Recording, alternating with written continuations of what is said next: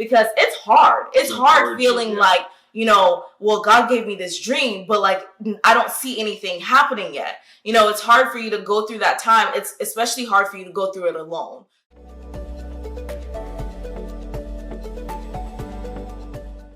Hi there, my name is Elizabeth. Hey, my name is Ugo. And welcome to another episode of Youthful Vibes, where we bring fun and enlightenment to the journey of youth. If you haven't done so already, subscribe.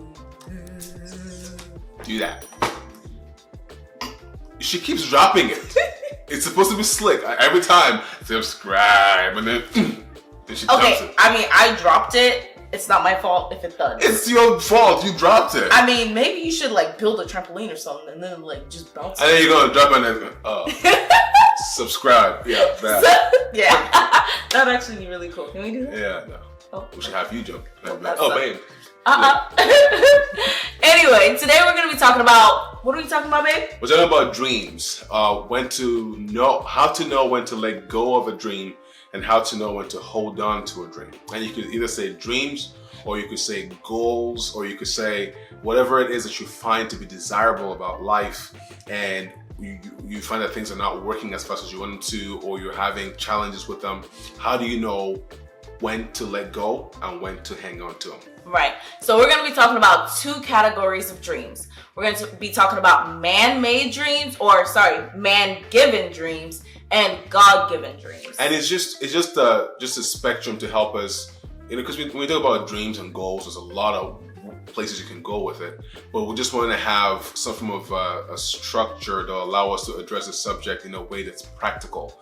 And it doesn't have to be anything far-reaching. It could be about relationships. It could be, hey, you really thought that at this point in your life you would have been married, and you know, having kids running around. By the way, you're not missing that much. Okay. How about we not say that for the people who are trying to have kids and are able to? Anyway, so while Miss Serious Pants over here is getting all preachy, what I'm saying is, in this sense, is there's the different areas of life where you could feel like things are not going as fast as you want them to. Maybe in your career, you thought that you would be at a certain level and you're not there at the moment, or in, you know, I don't know, financially, or in just one aspect or another. If you're faced with a misalignment of your reality from where you envisioned yourself to be, this is for you. So since he just said the whole video like in like 2 minutes, I feel like we can just end it here, right? Right, babe? Thank you for watching. Don't forget to like and subscribe.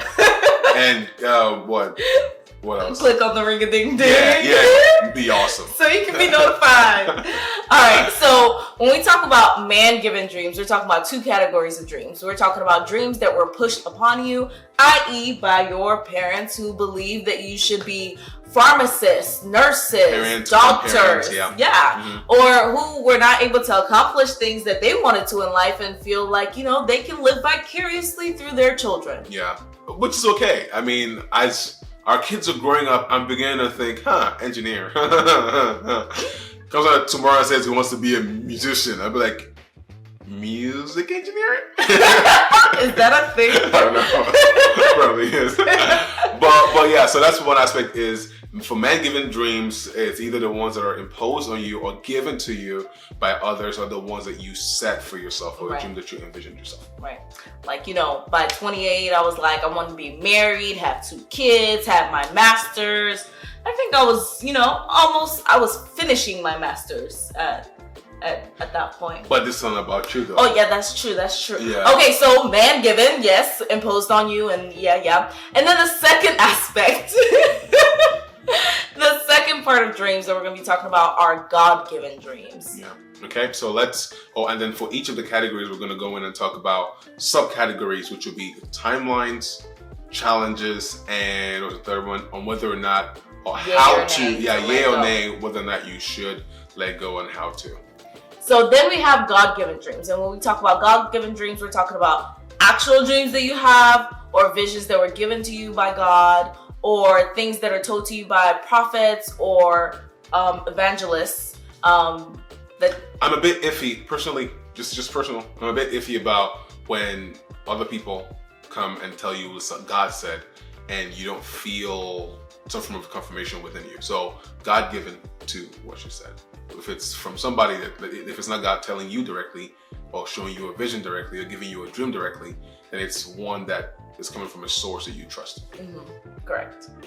All right. So the question now is, if it's okay for you to set timelines and it's okay for you to set goals for yourself and such and such and such, what do you do when it's taking too long? When it feels like you're getting frustrated because things are not just happening the way you thought they were going to happen and it's just taking too long. What do you do then? Okay. So for a man-given dream, some of the things you need to do is reassess. Like we said, it's okay for you to set timelines and it's okay for you to have goals, but it's not okay for you to think that every single goal you set for yourself, you're going to accomplish. Like, it's not realistic. So you have to reassess your timeline, reassess your goals, and look at present situation. And then also ask yourself, were your goals realistic? I mean, like, some of us were like, by the time I'm 30, I want to own a Fortune 500 company, but you 25 and you still working at McDonald's. Yeah. I mean, I'm just saying. It is still possible. It is still possible, but it might not happen at 30. It might happen at 35. They say that there are no unrealistic dreams. There are unrealistic timelines. So most frequently there are unrealistic timelines. So it might still happen for you. It just might not happen within the timeline that you thought it would happen. Exactly. So to Wifey's point, no knock on McDonald's. You can work at McDonald's, okay? It just will take you longer to get there. So we've talked about the man-given dreams. What about the God-given dreams? And when it comes to God-given dreams, so dreams that you know that God has laid in your heart, and it feels like it's taking too long. First, our advice is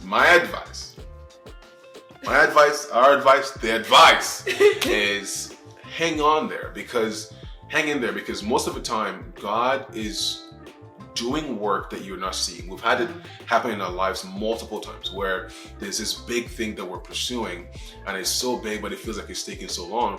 And then after it happens, and it's almost like God lets us see behind the scenes, and it's like while we're waiting, He was working things out. He was putting people in place. There were things that needed to happen that needed to be in place before we got it. Right. So if it feels like it's taking too long, be patient. Like there's a scripture, and we're going to read in a second, that always comes to mind. It's like when God gives you a big dream or a big idea, or when He gives you a big objective to pursue and to accomplish, you have to remember that He's the one that's ordering your steps. He's the one that's ordering your steps while you're moving, and He's the one that's working things out while it feels like you are still and you're not moving. Right. Either way, you have to surrender your perception of how things should go and rely on God completely. Yeah. Okay. The scripture here that comes to mind is Habakkuk 2 verse 3, and it's one that's popular, but it has so much context and it needs to be regurgitated just for our edification. It says the vision is for a future time. It describes the end and it will be fulfilled. If it seems slow in coming, wait patiently, for it will surely take place. It will not be delayed. Right. So whatever the case is, just remember, if it's a dream and if it's a vision that God has given you, hold on to it. Hold on to it tenaciously. And most of the time, the other part of it is God has prepared the dream for you.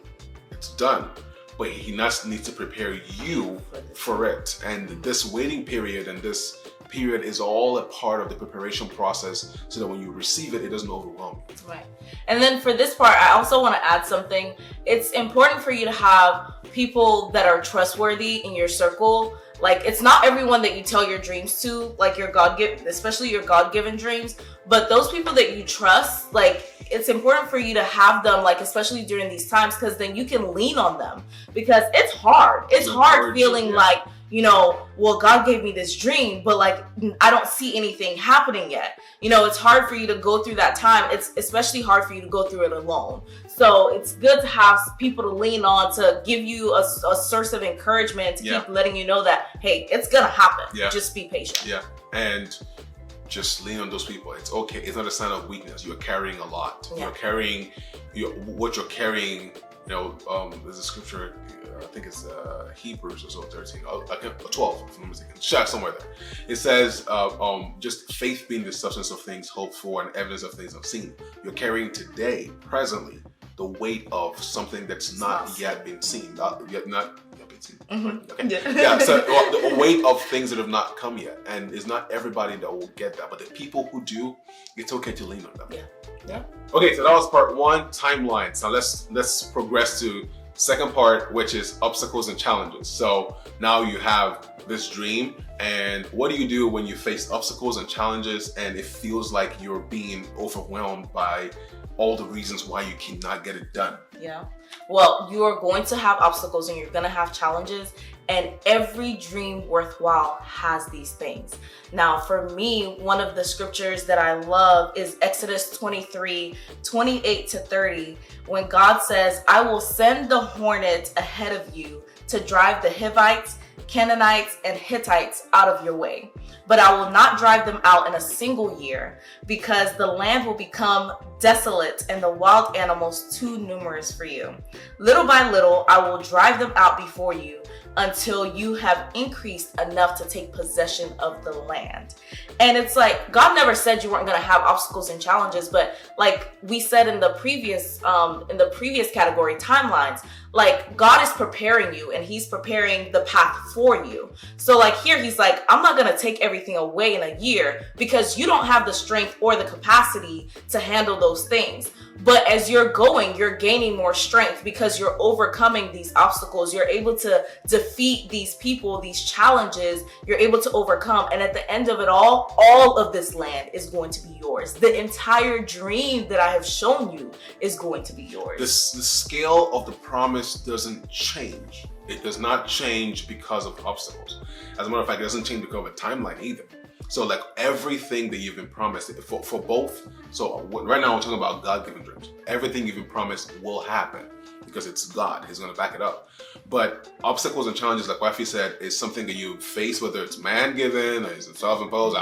Anything worthwhile will be challenged. There will be challenges in the way. And when you face those challenges, if it's man-given, your motives are questioned. Because then it's like, man, like why do I have to keep on facing this same challenge every time? But if it's God-given, if it's a God-given dream, you can tell yourself, hey, God said. And because of that, it's easier. It's easier. There's this peace of mind in facing that challenge. But if it's a dream that you've concocted or that you really want to have, it's a desire to have, the same challenges when they come, and you question your motive. If your motive is still strong, if you still feel very strongly about it and you still feel like, hey, I still want this thing as bad, just remember, it's a part of the process. Right. It does not mean that you can't have it. It doesn't mean that you shouldn't have it. It just means that most people will not push past those obstacles to get to the dream. Therefore, it makes you special if you can get past it. Yes. Yeah. So like with the man-given dreams, you're asking yourself, is the pain worth it also? Yes. Yeah. Yes. And in the end, whether it's God-given or it's man-given, what we've found based on our own experiences, it's any dream that's worthwhile is always worth pushing past the pain. Yeah. So we've talked about timelines, we've talked about obstacles and challenges. Now we're going to talk about whether or not to let go. So let go, yay or nay. Now these are some questions that you need to ask yourself. Do I feel fulfillment? What is my level of fulfillment in this dream? And when you're asking yourself that question, you're looking at, do I feel peace? Do I feel joy? And if your answer is no for a man-given dream, then it's time for you to let it go. Consider letting go. Ultimately, we're not telling you what to do. It's up to you. And so you should consider letting go. Like, judge it based off of your level of fulfillment you feel while in the journey.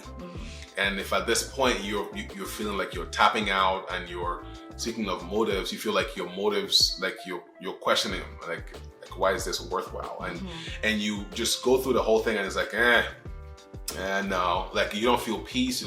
Everybody might define fulfillment differently, but from our perspective at the moment, we're defining fulfillment as a level of peace and joy and contentment and sense of success and progress that you feel. So if you don't feel any of those things, you don't feel fulfilled. And if you don't feel fulfilled, if it's a man-given dream, consider letting go. If it's a God-given dream, though, it's a different case. Because if it's a God-given dream, then you have to understand that to begin with, the very premise of it is what we said the last time, that you're being prepared for the dream as long as you hold on. So this too is a part of the process. This too is good for you. Right. Because when you get it,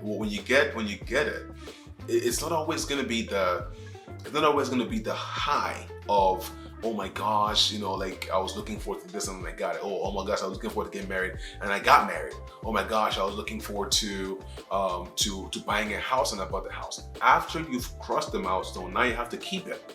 Now you have to stay married. Now you have to keep the house. Now you have to keep the job. Now you have to keep. So after you get the blessing that you're believing for, after you accomplish the dream that you're looking for, this part of it prepares you to hold on to it and it will sustain you beyond it. So if it's God-given, push past it. Hold on to it. This too is a part of the process. Right. All right. The second question you need to ask yourself is there a sense of mission? Is there a way that my dream or my vision or my goal impacts the lives of others? Now, if it's a man-given dream and the answer is no, it may be time for you to reconsider and let go of that dream. Now, if it's a God-given dream and the answer to that is no, then it's time for you to go back to the giver of dreams, the giver of your dream, and ask him for clarity. Because when you go to him and you ask him questions, he's gonna give you the answers. Because your dream, your vision, or not your vision, but God's vision for you, God's dream for you, is meant to touch the lives of others. And you don't want to let go of that, because the lives you touch also touch other lives. Mm-hmm. And the other thing to point out here too is I want to elaborate on the last thing she said. When you do your part affects someone else and enables someone else to do their part. So by you not doing your part, you're not just not doing your part. You're affecting the whole chain of people who could have been influenced and changed because of your action. Right. By you not obeying, by you not sticking it out. Hey, if it takes you so long to get married, imagine how influential you will be in encouraging other people after you get married, and encouraging even while you're waiting. Mm-hmm. But imagine how much of your sphere of influence could be touched by your journey. Mm-hmm. If you end up doing something really big with your life, imagine just by sticking it out, how many people you can go back and tell, hey, hang on, it gets better. But if you don't finish your race, if you don't finish your journey, then you're not only shortchanging yourself, but you're shortchanging everybody else who's supposed to benefit from your journey. Right. Like I always tell hubby, I'm a firm believer that testimony breeds testimony. And when you're able to accomplish your goal and you're able to reach your dream, it's the stories that you tell and the way that, whether or not you're meant to become a doctor, a pharmacist, or whatever it is, own a 500 Fortune company, and be able to Fortune 500. Please forgive her, she's illiterate. Whatever. We're trying to help her. 500 company, and you're able to give back to orphans, or you're able to give back to widows. It's those little changes, like you giving hope to kids who felt like they had no hope, or you telling someone else your story of how long it took you and the obstacles you had to overcome. It's those things that encourage people, and it's those things that push people past the point where they felt like they couldn't go past to also accomplish theirs to touch other people. So it's a ripple effect. Yeah, so you don't give up. Yeah. So that's the moral of the whole thing, is whether it's a man-given dream or it's a God-given dream. More so if it's a God-given dream, hang in there. Yes. Like stay through the process. Like stay the course. Stay the course until you get to the other end of it. And then you're a lot more empowered to do more with your life on earth. First, you get a lot more money. Second, but more than that, you also get to impact more people, because now you have credibility and you have the war scars to say, hey, tell somebody else, hey, hang in there. Right. And they can believe you because they've seen how you did it. Right. So whatever the case is, our word of encouragement to you is hang in there, hold on to the dream, especially if it's God-given, and please feel free to chime in and join the conversation. We know we tried so hard to try to narrow everything down and make it easy to follow, but please add your comments, add your thoughts. Let's hear what you're thinking. Yeah. But at the end of the day, the goal here is to encourage you and encourage ourselves, encourage everybody else. Yeah. Stay in the race. Yes, stay the course. So drop in the comments some of the things that have encouraged you while you were going through a time with a God-given dream or even a man-given dream that you decided to continue to pursue. And just let's continue to encourage one another. Okay? Till next time, have fun.